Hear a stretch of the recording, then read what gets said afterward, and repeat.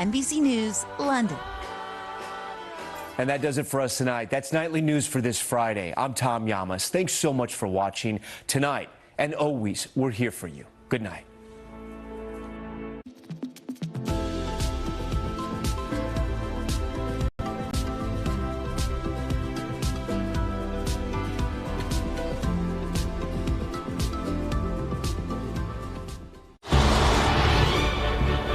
KUAM TV8, home of the Milan Cortina Olympics. Coverage begins February 6th, 2026.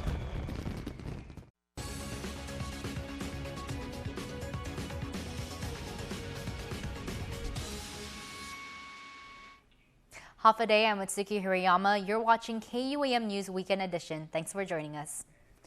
A man already serving life in prison for a decades-old murder conviction has now been found guilty of running a meth distribution operation from inside the Guam Department of Corrections. A federal jury in the District Court of Guam convicted Edward Demapon of conspiracy to distribute an attempted meth possession with intent to distribute 50 grams or more of methamphetamine following a nearly week-long trial before Chief Judge Francis Hidingo Gatewood.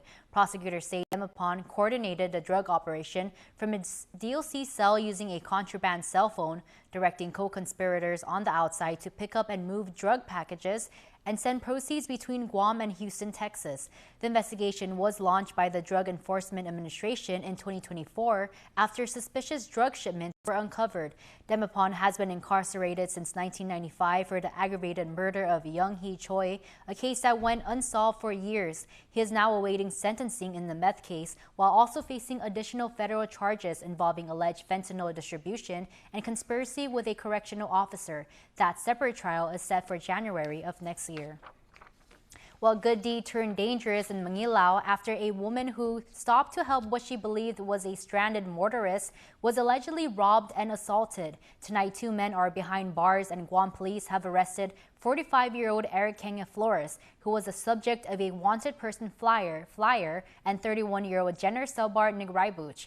The victim told police she pulled over on November 11th when she saw a vehicle on the roadway, but one of the men attacked her, stole her jewelry, then took off with her car and drove off. Investigators say the second man fled in another car, leaving the woman alone on the road. Police later found her car abandoned in Dededo. Detectives tracked Flores to another vehicle, believed to belong to Nigraibuch, who was located on November 18th, also in Dededo. Both men were brought to GPD headquarters for questioning Attorney General. According to the Guam Police Department, Flores faces a long list of alleged offenses, including multiple counts of robbery, aggravated assault,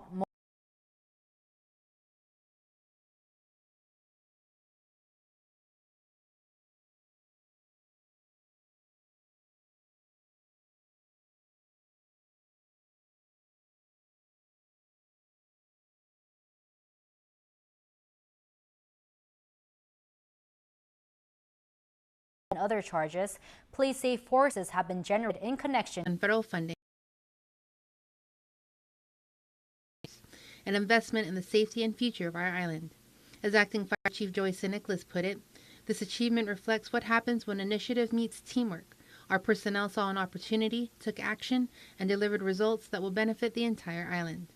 This funding is split across 3 critical projects: $400,000 under the Technical Assistance Program to boost rescue and response mobility, $350,000 through the Maintenance Assistance Program to modernize operations and restore aging fleet vehicles, and a major $4.3 million under the Energizing Insular Communities Program for a new fuel-efficient fire pumper.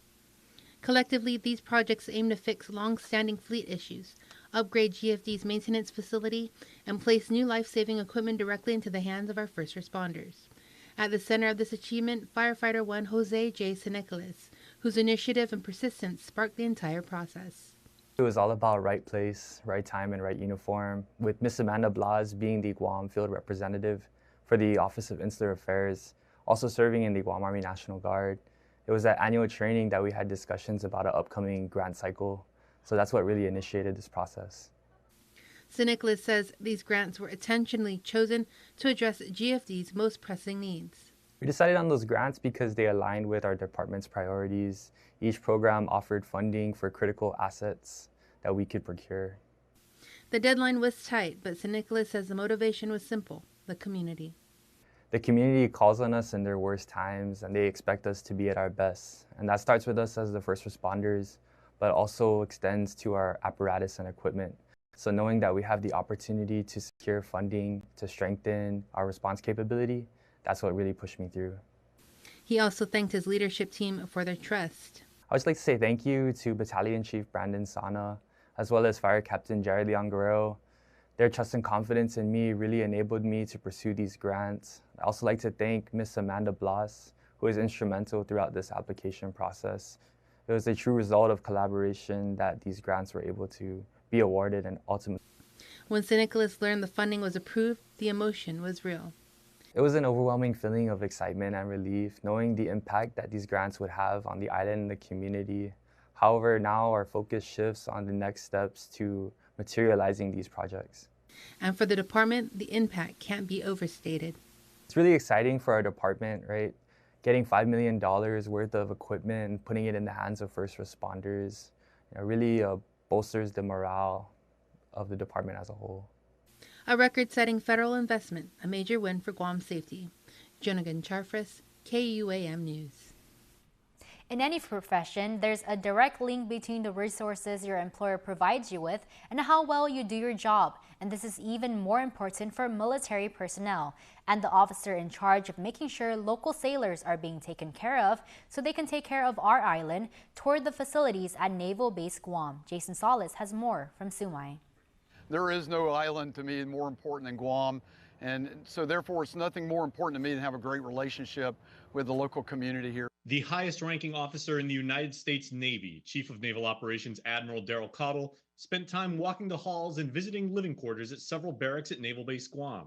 He likewise entertained feedback from sailors at the installation, directly assessing quality of life amenities and ensuring they've got the resources to do their job. You know, I am a sailor's first CNO. And I just had the wonderful opportunity to talk to about 900 sailors about the initiatives that I'm working on to make sure that I put their quality of life front and center in everything I do. Part of that, of course, is where they live. There could be nothing more important to make sure that where they live, and where they eat, and where they spend their off time to be world class, just like the expectation I have for their performance at work. Having served as a submariner and trained as a scientist, the Admiral has an appreciation for evaluation as a means of constant improvement. So I got a chance today to walk through some of the unaccompanied housing, the barracks, if you will, their dormitories, and to make sure that they're meeting the standards. You know, historically, we've had some challenges there, but our Navy team is on it. Our Secretary of the Navy understands these problems and is forefront in my mind to get all of these facilities up to the standard they need to be. As a member of the Joint Chiefs of Staff, the Admiral was ensuring that all accommodations afforded to service members allow them to live happily and, in turn, perform their duty at the highest level. The quality of life, quality of work, and overall what we call the quality of service of a sailor is tied directly to their performance. The more friction I can remove from their life and how they actually get to work, and when they get there, they got the right tools. When they get off work, they got a place to relax and regenerate. I know for a fact actually improves their performance at sea. If I can take that out of their rucksack, I want to do that. And if I want to give them the responsibility to be in the profession of arms and be a combatant, the least I can do is make sure where they live, eat, and operate off work is at the same expectation level. He also says, given Guam's strategic significance and geopolitical tensions, providing a stable, world-class environment for those stationed down in Sumai is essential. You're in this epicenter of Pacific Fleet operations. This has to be the most premier place that we operate from. And so we want people to come here and feel like that they can serve honorably and serve with courage and boldness. Then what my job is to make sure when they're here, they're treated like family. And I want to feel this culture of this island, which is so prominent, so important, and to be good stewards and to feel like when they're in Guam that this is a little piece of home for them. And aside from the rooms where sailors lay their heads, the galley for dining, leisure resources, and other facilities are being continually improved to meet the needs of modern service members. Not only where we feed sailors, but what's the menu, what's the nutritional value of that, the opportunities for them to have good daycare. When they make a medical appointment, they're seen in a reasonable amount of time. There's options for their families to do that.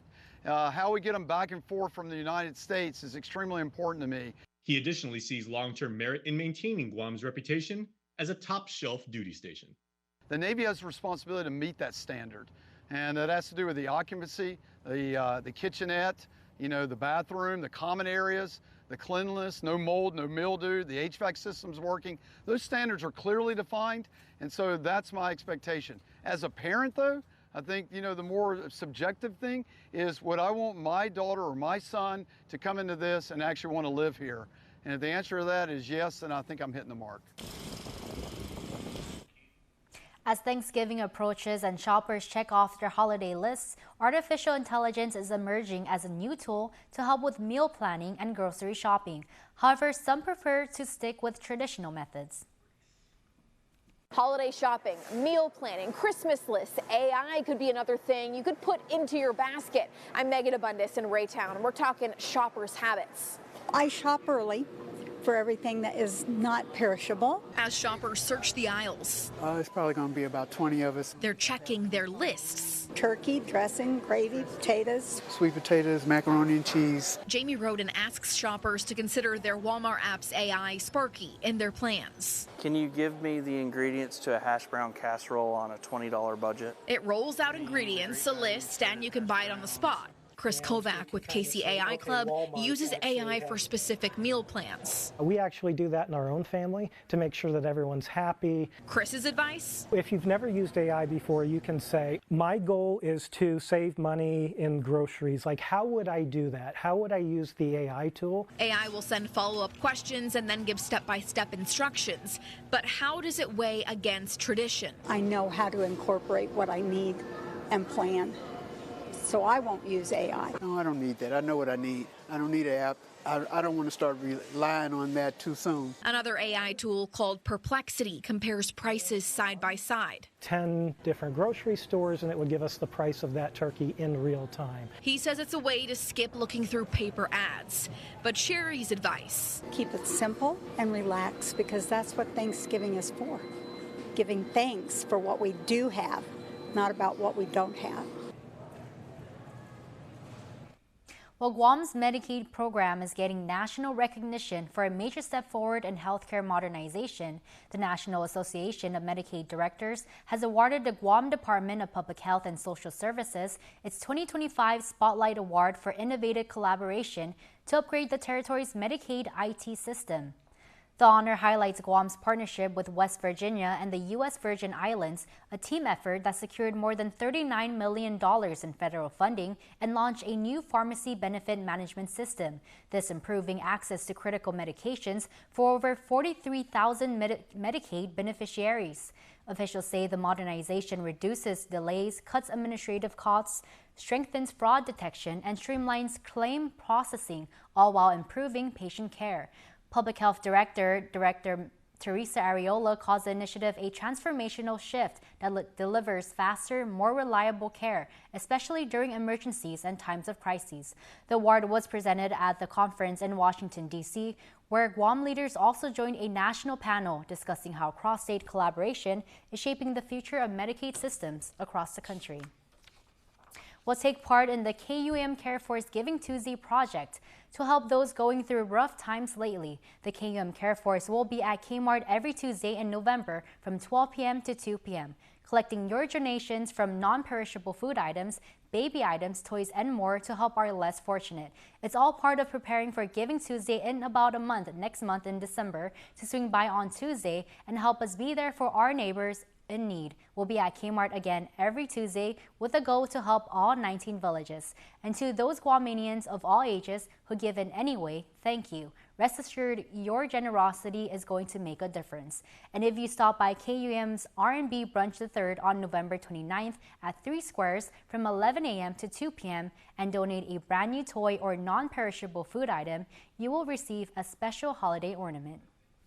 Well, stick around. We have more coming up on Weekend Edition. You're watching KUAM.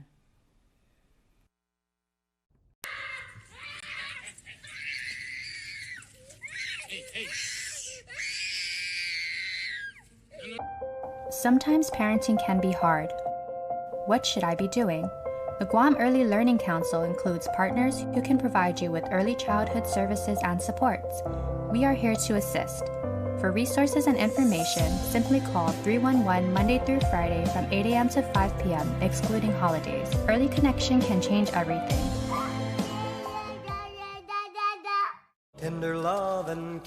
Did we invent crispy chicken?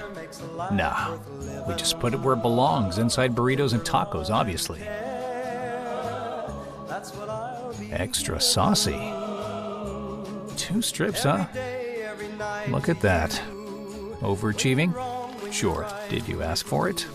No, but we did it anyway. Crispy chicken from Taco Bell, a brand new classic. You're welcome.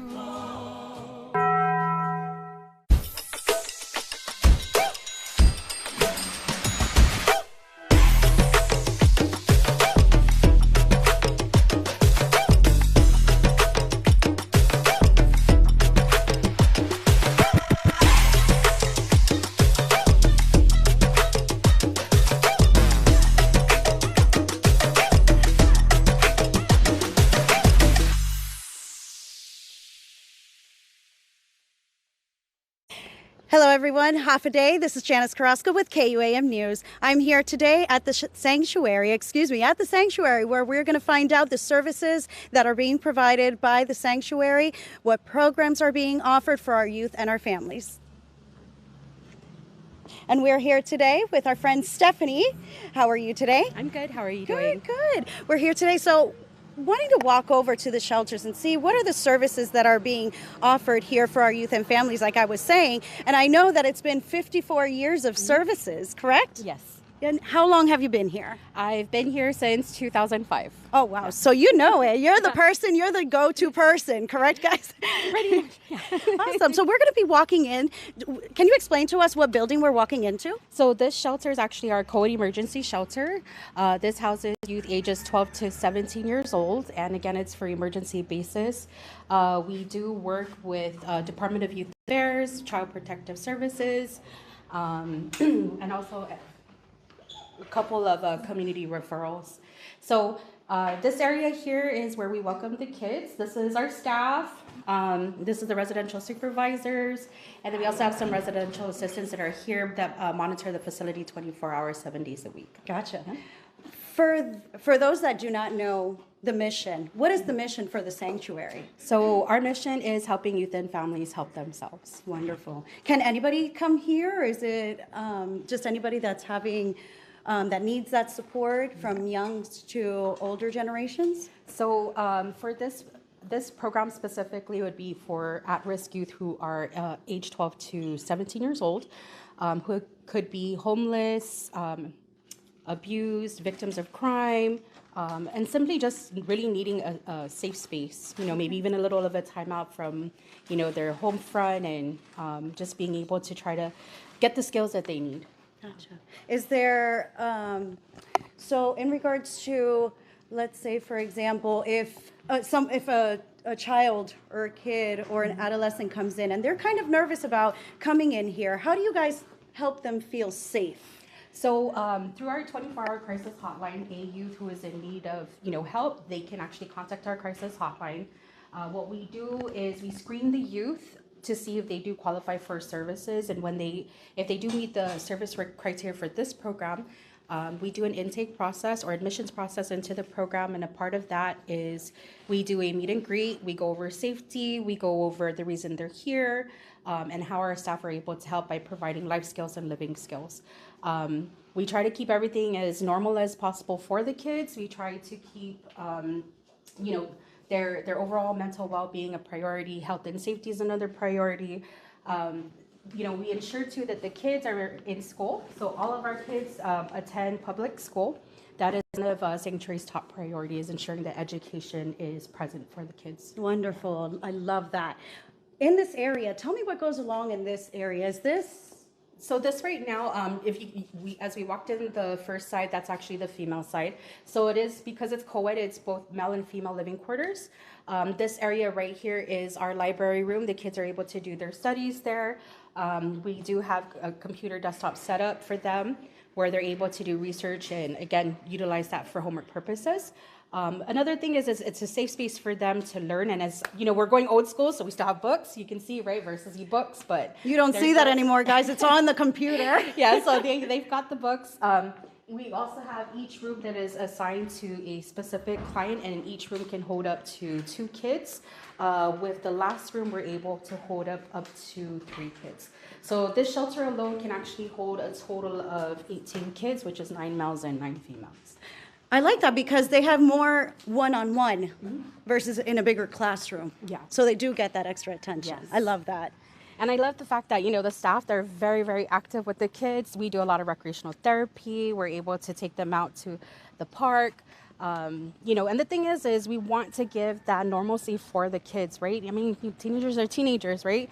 They need to be able to explore, be able to get outside. So our staff are really awesome at doing that. Sometimes they even, I mean, we got a couple of staff that are bakers, so they do a couple baking. Everything's home cooked meals.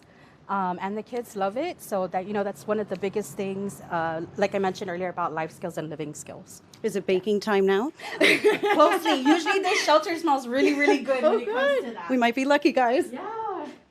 So this one here is our treatment facility program. It's called Saginaw Home Low Drug and Alcohol Treatment. And this program also is operated 24 hours, 7 days a week. Okay. Oh, I see an arcade over there. Yeah, Very so that's the living room. We have the kitchen, the dining area, and then we have all the bedrooms here on the right-hand side. And then up here, same thing, the kids are able to do life skills, living skills. A lot of it is treatment centered. And again, this is the only drug and alcohol treatment program in the Pacific region for youth. So with this program, it's really huge. I mean, I'm telling you, the kids here, it's so awesome because, again, that type of life skill, living skill, and living a sober life is really like that priority for them. Absolutely. So, again, as I mentioned, right, education is a priority for our kids. So every kid that walks through the door, that's one of the things we need to make sure that it is done is they're, you know, in school. Wonderful. Yeah. What is the most common thing that you guys see that kids come in for? What type of services? Well, for let's say, for example, I think with the two, it's anywhere between not being able to go home or being, you know, just being afraid. Maybe there's something going on at the home front, something's going on at school. A lot of the ones we see is homelessness, and then the other is drug addiction. Wow. Yeah. Very important information to know, guys. So again, we're here at the sanctuary with our lovely Stephanie. Any questions or any concerns that you may have, please come. If you are in any type of any problems that you may have, anything that might be going through your mind and you think that you can't find a solution, the sanctuary is the solution. Please come by and stop by. They'll be glad to help you. Till next time, guys. Thank you so much for the interview, Stephanie, and you guys take care. Have a day. Guam's auto appearance specialist, Elegant Reflections, has been providing the automotive industry with professional detailing and car care products at its highest quality, from complete detailing, full interior detailing, exterior detailing, headlamp restoration, hand washing, seat and carpet shampoo, engine degreasing, undercarriage cleaning, paint sealant, fabric protection, paint oxidation removal, and so much more. Visit us at our new location. Call 646-5555 for an appointment. Elegant Reflections, Guam's auto appearance specialist, over 20 years of experience. This holiday season, the magic is near. In every aisle, it's crystal clear. From decor that dazzles, to toys that bring joy, to sweet little treats for each girl and boy. Lights that sparkle, gifts from the heart, it all comes together at Kmart.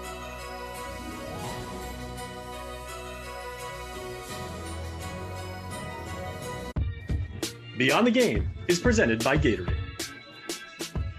Harvest has always had like a good volleyball program. You guys have some tennis stars over the years. Basketball's on the up and up and everything. But this has always been like a soccer school. Yeah. So what does it mean to you guys to win 3 straight championships, but most importantly to continue that Eagles tradition of excellence when it comes to soccer? I would say it's a big deal. You know, winning 3 straight championships. It's pretty fun. You know, we just put in the hard work every single day at practice and stayed disciplined, and like we just stayed humble throughout the season, and yeah. Okay, and at any level, you know, World Cup, college, Team USA, high school, all the way down to like middle school and everything like that, that's still a little bit of pressure because you guys have been so good for so long. Do you guys feel like any pressure, you know, any like, do you guys talk to like some of the older students or some people who have already finished here at Harvest about like, you know, what it means to play for the Eagles? I mean, not really. I mean, there's not really much pressure, and then I just do my game. Okay, and how long have you guys, like the core of the squad, how long have you guys been together? A lot of us, we've all been playing with each other for a long time. I know me and him, we've played with each other ever since like 7th grade maybe. And Konsuke, he's always been in the same group as us. But I think what built us together was our chemistry on and off the field. Okay, now I love how you use the word like chemistry, right? Because another word that's really, really key is communication. And if you guys have been playing together like a while and everything like that, that's not something that's just built like overnight or even over the course of a season, right? How do you guys actually establish that communication and, you know, like, and trust? I would say getting to know each other better, like on and off the pitch. And we all just kind of like trust each other. You know, we're all good players, so we know how each other play, and we can build trust off of their play and just do what we're supposed to do. Okay. Well, let's talk about the championship game now for middle school, because that game with Bishop was pretty tight. Take me back to that, and like what was the attitude going into the game, and how did you guys feel when you guys emerged victorious? I mean, it was like they're bigger than us, and then like, but I think we had like more skill and everything, and we practiced more than them, and yeah, I think that really helped us win. Mm-hmm. Okay, and then when you guys came back to school the next day, I mean, how was that? Everybody was like, congratulations and everything, and I was like, thank you. Okay, and where do you guys want to go from here? Are you guys thinking, you know, like, you know, what's the next level for you guys? For me, it's to play college. For me, it's also to play college or just get successful and hopefully, you know, play the highest level someday. My goal is just to get into college and maybe play soccer in college. Okay. Now, one of the things that's so unique and I really appreciate and admire about here at Harvest is that, you know, as you get like a little bit older, you also get some coaching experience, and you coach, you know, like some of the younger students, just like the way you guys probably were mentored when you were guys younger. Are you guys looking forward to, you know, being able to teach and use the experience and the championship caliber that you guys have had and, like, you know, keep that Eagle tradition going? Yeah, I would say I'm excited to give back to the younger squad and hopefully teach them.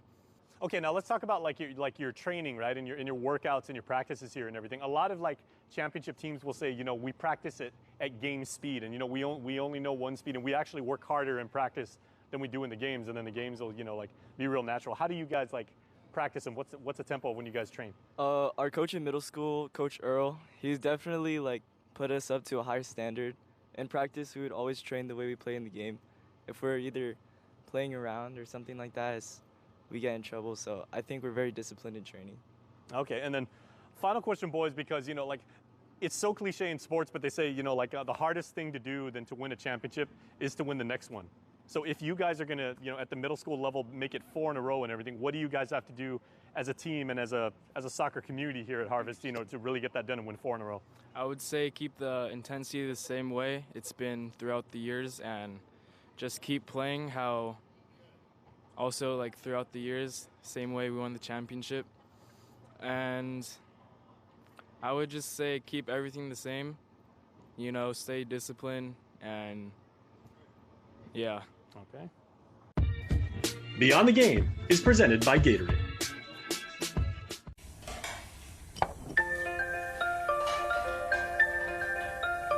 Honey, do you want some milk? Do you ever wonder how your favorite products make their way into your local stores? Most arrive on state-of-the-art Matson vessels that transport containers of food, household items, equipment, and supplies into the islands every week. Because we know that you depend on us, we work closely with our partners to ensure that our shipments arrive on time, all the time, so you can find your favorite products when you need them. We transport the region's most precious cargo that supports successful businesses and promotes a better quality of life for our families. Matson is proud to have been the hometown shipping carrier for Guam, the CNMI, and Micronesia for the past 25 years, and you can count on us to be here for generations to come. Calvo Select Care's comprehensive medical provider network offers our members choice and access to quality facilities locally in Asia, Hawaii, and the continental United States. We provide our members several wellness programs and healthy options to improve their overall health status. Calvo Select Care, healthcare that's always there for you. Federal employees and annuitants, enroll today. And now here's your Cold Stone Creamery Birthday Club shout out sent to us on KUAM.com.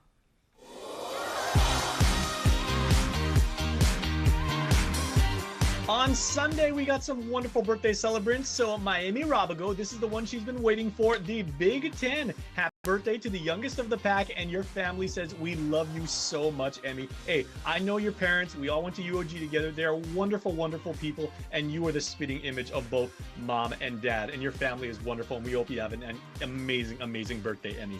Peyton Jordan Sablon, having you in our lives is a gift, and may you receive all the love. Happy 15th birthday, gorgeous, with lots of hugs and kisses from your family, and they say, God bless you. So Peyton and Emmy, we hope you both have amazing weekends and amazing birthdays. Want to wish your special someone a happy birthday? Just click the QR code here on your screen or email birthdayclub@kuam.com. Happy birthday to everyone celebrating out there today, and a big special shout out to our very own Destiny Cruz Langus for her 1-year wedding anniversary and with her partner Ethan Langus. Well, that's going to do it for us here on Weekend Edition. Visit KUAM.com or follow us at KUAM News on social media for the latest news. For now, I'm Mitsuki Hirayama. Have a safe weekend.